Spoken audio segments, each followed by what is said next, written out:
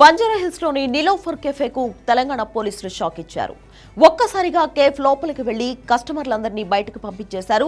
BRS పార్టీకి చెందిన కొందరు కార్యకర్తలను అరెస్ట్ కూడా చేశారు. ఎలాంటి సమాచారం లేకుండా ఇలా కేఫ్ ఖాళీ చేయించడం, పలువురు కార్యకర్తలను అరెస్ట్ చేయడంపై విమర్శలు వస్తున్నాయి.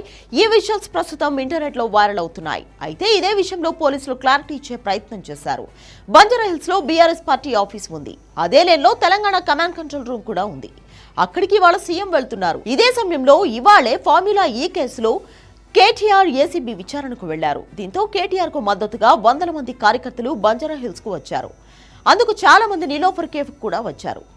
ఆ కేఫ్ ముందే కమాండ్ కంట్రోల్ రూమ్ ఉంటుంది. కాబట్టి బీఆర్ఎస్ కార్యకర్తలు సీఎంను అడ్డుకోవడం, కంట్రోల్ రూమ్ ముందు ధర్నా చేసే అవకాశాలు కూడా ఉన్నాయి. దీంతో ముందస్తుగా వాళ్లను అరెస్ట్ చేసినట్లు చెప్తున్నారు పోలీసులు. ఎవరి మీద ఎలాంటి కేసులు పెట్టలేదని, ఎలాంటి అవాంఛనీయ సంఘటనలు జరగకుండా ఉండేందుకు మాత్రమే వాళ్లను అరెస్ట్ చేసినట్లు చెప్తున్నారు. నిలోఫర్ కేఫ్ ఆపరేషన్స్ రేపటి నుంచి యథావిధిగా నడుస్తాయని హామీ ఇచ్చారు.